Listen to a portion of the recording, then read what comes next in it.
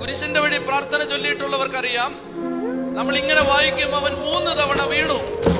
3 എന്നുള്ളത് പ്രാർത്ഥിക്കാൻ വേണ്ടി സഭ നിജപ്പെടുത്തി തന്ന, ചുരുക്കി തന്ന സംഖ്യയാണ്. 3 അല്ല, 30 വീണിട്ടുണ്ടാവും.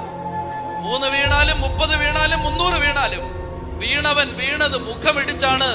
മുഖമിടിച്ച് വീണത് കുർബാനയാവാനാണ്.